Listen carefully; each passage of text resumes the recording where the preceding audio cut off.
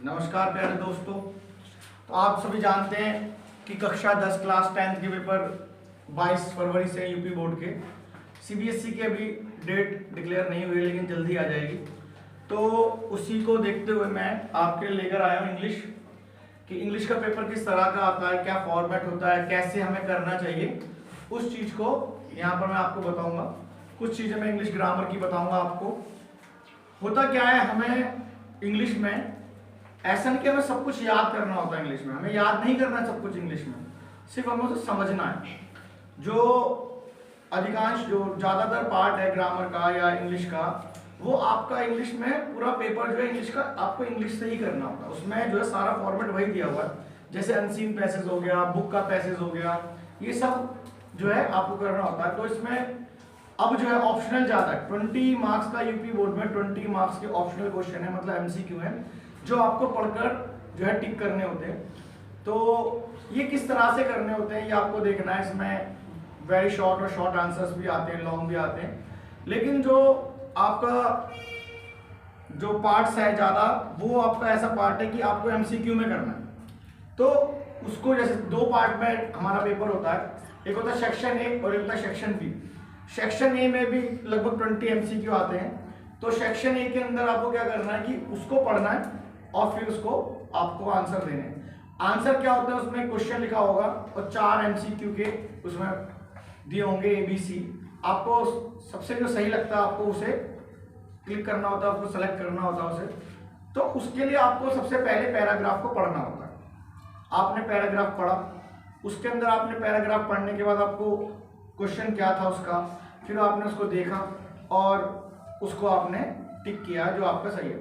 अब जो बात आती है हमें करना क्या है, आपको सबसे पहले क्या करना होता है कि पेपर को आराम से देखें, आप अपना रोल नंबर वगैरह जो भी आप उसको लिखें उस पर। तो पेपर जब आपको मिलेगा, आपको बताते हैं, वहाँ पर बहुत से टीचर होते हैं जो बताते हैं क्या करना है। तो सबसे पहला आपको जो है पेपर जब मिलता है तो आपको उस पर अपना रोल नंबर लिखना होता है, ठीक है, पेपर पर। और जो आपकी आंसर शीट होती है, मतलब कॉपी होती है, उस पर कहीं भी आपको अपना नंबर नाम नहीं लिखना होता, सिर्फ रोल नंबर मेंशन करना होता है, ना स्कूल का नाम, ऐसा कुछ नहीं होता। तो सबसे पहले मान लो आपका इंग्लिश का पेपर है, तो आपको सबसे पहले लिखा आएगा, दो पार्ट में होगा जैसे कि मैंने बताया। तो आपको सबसे पहले कॉपी आपको सॉल्व कैसे करनी, कॉपी में आपको कैसे करना है वो देखिए। जैसे आपका ये है पहला पार्ट सेक्शन है, आपने लिखा है यहाँ पे सेक्शन ए, साफ सा लिखो, जैसी आपकी राइटिंग हो, अच्छा सा कोशिश अच्छी से राइटिंग लिखनी करो। आपने सेक्शन ए लिखा, फिर उसमें जो पहला पार्ट होगा वो होगा एक पैराग्राफ होगा उसके अंदर, ठीक है, अनसीन पैराग्राफ होगा। आपने उसका लिखा होगा यहाँ पर क्वेश्चन 1 to ऐसे लिखा, क्वेश्चन 1 to 4 मतलब 1 से 4 तक, 1 से 4 तक आपको 1 से 4 तक के आंसर दे रहे हैं उससे। तो आपको क्या करना है, पहले आपने जो भी पैराग्राफ है उसका क्वेश्चन नंबर 1 डाला। तो यहाँ पर आप चाहो तो क्या करो, एक जो है बड़ी कॉपी होती है थोड़ी, आप थोड़ी क्या करो, इसे लाइन डाल रहे हैं इस तरह से, आप सीधी लाइन डाल लोगे ना तो कॉपी का थोड़ा साइज छोटा कर सकते हो आप। जैसे बड़ी कॉपी होगी तो थोड़ा साइज छोटा हो जाएगा, जिससे आपको बड़े ज्यादा लिखने में आसानी हो जाएगी, ज्यादा आपको भरना नहीं पड़ेगा। तो आपने इस तरह से डाला।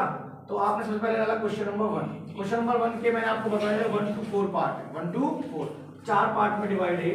तो आपने क्या करना है, यहाँ पर सबसे पहले क्वेश्चन जो भी आपका आएगा, मान लो सपोज 1 डे या जो भी लिखा होगा, आप चाहो तो लिख दो, आपका क्वेश्चन का जो मेन हेडिंग है वो यहाँ पर आप डाल दें, ठीक है।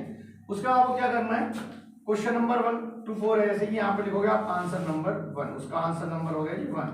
आपका आंसर नंबर 1 क्या था, मान लो आपका आंसर आपको लगा कि बी से करेक्ट है या सी करेक्ट है या डी करेक्ट है, आपको उसी के को ध्यान में रखते हो। आपको ऐसा नहीं करना, बच्चे क्या करते हैं, मान लो आंसर बी है, आंसर ऐसे लिखा, आंसर बी का मान लो आंसर है कि मिस्टर राम, सपोज करो ये आंसर है मिस्टर राम, ये लिखा उन्होंने बी और यहाँ पे लिख दिया मिस्टर राम और फिर यहाँ पे टिक कर दिया। ये कोई तरीका नहीं है, ये बिल्कुल गलत तरीका है। इससे आपको कुछ ज्यादा नंबर या कम नंबर नहीं मिला, लेकिन ये तरीका ठीक नहीं है। इसको आपको क्या करना है, आपको इसमें क्या करना होता है कि सबसे पहले आपको देखना है कौन सा आंसर है इसका। आपका आंसर मान लो बी है, आपका आंसर मान लो बी है, आपको जैसे बी का क्या है, मिस्टर राम। तो क्वेश्चन नंबर आंसर नंबर 1 यहाँ पर आपने डाला बी, अगर डालना चाहो तो फिर यहाँ पे लिख दिया मिस्टर राम, ये आपका आंसर नंबर 1 हो गया। फिर मान लो इसका सेकंड हो गया, इसका सेकंड है, मान लो इसका सेकंड का सी था, सी क्या कहता मिस्टर जो भी था या जो भी कुछ हुआ उसे यहाँ पर लिखा। ऐसे फिर आपने 3 का करा, यहाँ पर 3 का मान लो डी है तो आपने डी करा, यहाँ पर उसका आंसर लिख दिया। फिर यहाँ पे आ गया 4 का मान लो ए है तो आपने ए लिखा और यहाँ पर उसका आंसर लिख दिया। तो ये इस तरह से आपने आंसर करने होते हैं। 1 2 3 4 हो गए। अब फिर आया क्वेश्चन नंबर 2। क्वेश्चन नंबर 2 जो भी है यहाँ पर लिखा आपने क्वेश्चन नंबर 2, उसके आंसर है 5 to 8 5 to 8 5 to 8। आप चाहो तो उसकी हेडिंग डालो, यहाँ पर हेडिंग डालने के बाद यहाँ पर उसकी जैसे आपको आंसर मैंने बताया ऐसे। फिर ऐसी जो है कोई भी जो आप एमसीक्यू कर रहे हो उसमें आपको सबसे पहले नंबर डालना जरूरी है, नंबर डालना जरूरी है। आप कौन सा आंसर कर रहे हो सबसे मेन बात है। आप देखो बहुत सारे क्वेश्चन आंसर है उसमें, जब बहुत सारे क्वेश्चन आंसर है तो आपको उनको सीरियल से करना है।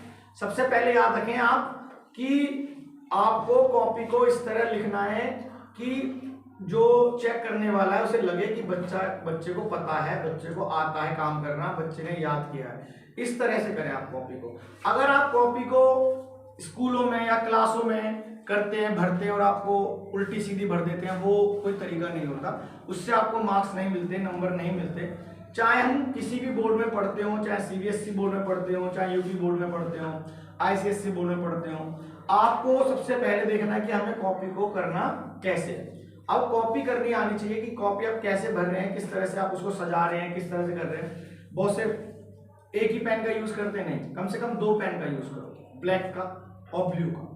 ब्लैक और ब्लू पेन का कम से कम यूज करो कॉपी को अच्छा बनाने के लिए। जैसे मैंने यहाँ पे लिखा सेक्शन ए, आप सेक्शन ए करें। जब पूरा सेक्शन आपका ये खत्म हो जाए, जब आप नेक्स्ट सेक्शन पर आओ तो वहां पर डालो सेक्शन बी, वहां पर डालो सेक्शन बी। जब सेक्शन बी आप डालोगे फिर उसका भी आप जब वहां तक पहुंचोगे तो आप क्वेश्चन नंबर 8 पे 6 पे 4 पे जिस पर आ चुके हो वो डालो वहां पर। उसको जो एक सीरियल चल रहा है, जैसे हम काउंटिंग करते हैं 1 2 3 4 5 6 7 8, उसी सीरियल से हमें चलते रहना है। आपको उसे तोड़ना नहीं है, मतलब आपको कॉपी को ठीक करके लिखना आना जरूरी है। चाहे वो आप मैथ का कर रहे हो, चाहे इंग्लिश का, चाहे हिंदी का, जो भी आप कर रहे हैं उसको आपको ये मानकर करना है कि मुझे अच्छी तरह से पेपर करना है। आपको कितना आता है वो मायने नहीं रखता, आप कितना कर रहे हैं वो मायने रखता है। आप बहुत सारे बच्चों को बहुत सारी चीजें याद नहीं होती, लेकिन आपको जो याद है आप उसको ही परफेक्टली करें। जब आप उसको परफेक्टली करेंगे तो बहुत अच्छे नंबर आएंगे। तो जैसे अब आपका क्वेश्चन आता है डायरेक्ट इनडायरेक्ट का आता है, तो मान लो मैंने रीअरेंज आ गया, सपोज करो आपका रीअरेंज कोई आया आपका सेक्शन ए में या बी में जिसमें भी आया, लिखा है is Ram a boy good. ये क्वेश्चन आया आपका रीअरेंज था, यहाँ पर आपको रीअरेंज करना है उसे, कोई सा भी क्वेश्चन है। तो इसके आपके 4 ऑप्शन मिलेंगे, एक ए मिलेगा, एक बी मिलेगा, एक सी मिलेगा और एक डी मिलेगा। अब सपोज एक में लिखा है a boy good is Ram, ठीक है। एक में लिखा है आपका Ram is a good boy. एक में लिखा है आपका इज गुड बॉय राम। एक में लिखा है आपका XYZ कुछ भी लिखा है। तो अब देखो आपके सामने 4 ऑप्शन है इसकी रीअरेंज के। जब आपके सामने 4 ऑप्शन है, आपको पता है कि भाई मेरा ऑप्शन ये ठीक है, ये बी वाला ठीक है, ये बी वाला आपका ऑप्शन ठीक है। तो आपको क्या करना है कि आपको जो भी क्वेश्चन होगा, मान लो क्वेश्चन नंबर 7 का हमने लिखा अभी आंसर क्या है इसका, बी है। बी क्या है हमारा, बी हमारा ये है Ram is a good boy. ये आपका रीअरेंज इसका करेक्ट हो गया, Ram is a good boy.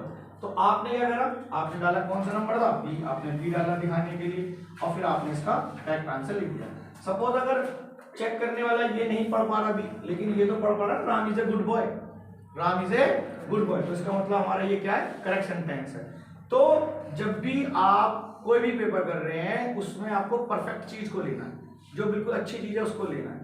तो जब आपने ये लिखा, अगर आप ऐसे करते, देखिए 7 का आंसर क्या है जी आपका बी है, आपने छोड़ दिया, हो सकता है ये गलत हो जाए, लेकिन जब आपने ये लिखा तो जब हम कॉपी देखते हैं, कोई भी कॉपी देखता है तो सेंटेंस पढ़े में आ जाता कि हाँ भाई Ram is a good boy लिखा, इसका सेंस बन रहा है, ये हमारा आंसर ठीक है। तो आप कोई भी चीज करते हो उसे परफेक्टली करिए, ठीक है। तो ये ऐसे हो गया। अब मान लीजिए आपका आया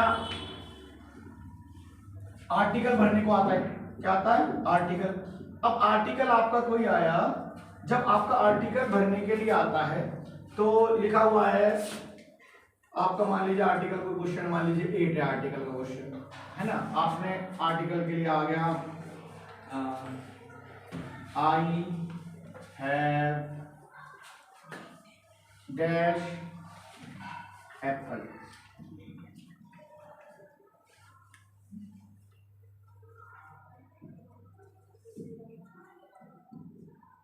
या आई हैव डैश एप्पल। अब 4 आपके आगे ऐसे लिखा हुआ आएगा, ए हो गया, फिर आपका हो गया बी का हो गया मान लीजिए एन, एक हो गया सी, आपका हो गया सपोज करो द, और एक होता है डी, एक होता है नो आर्टिकल। क्या होता है नो आर्टिकल लिखा हुआ आ गया आपका। नो आर्टिकल मतलब कोई आर्टिकल नहीं। जैसा कि यहाँ पे आपको पता है आई हैव डैश एप्पल, यहां पर आ रहा है एप्पल, जानते हैं एप्पल। एप्पल क्या है, वोवेल्स का शब्द है। एप्पल क्या है, वोवेल से बना है ना। अब जानते हैं 5 वोवेल्स होते हैं, ए आई ओ यू ई।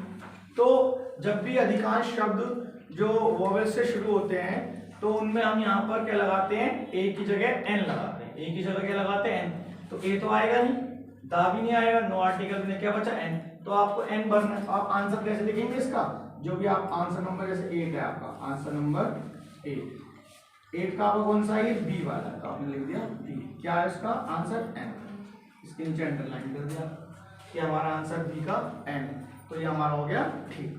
तो अब ये खत्म है। उसके बाद आता है आपका एक अनसीन पैराग्राफ, जिसके अंदर आपको पढ़कर कुछ आंसर देने। अब एमसीक्यू नहीं है, अब पूरा पैराग्राफ होगा और हम उसको पढ़ के उसके आंसर देने हैं, हमें उसके लिख रहे हैं आंसर। तो उसमें क्या करते हैं बच्चे की, आपने पैराग्राफ पढ़ा और जहां पर देखा कि ये शब्द, कोई शब्द आ रहा है कि जहां पर क्वेश्चन में पूछा है कोई भी चीज, और वहां से वो पूरा नोट कर दिया। नहीं, आपको पूरा नोट नहीं करना होता वो बेटा, आपको करना है जो उसका परफेक्ट आंसर जो उसके अंदर पूछा गया है वो आपको उसके अंदर लिखना होता है। ये नहीं कि ये यहां से लेके आपने इतना बड़ा बड़ा लिख दिया, नहीं। आंसर सिर्फ 2 लाइन का हो जाएगा, 1.5 लाइन का हो जाएगा, थोड़े अपने वर्ड्स भी यूज करने होते हैं।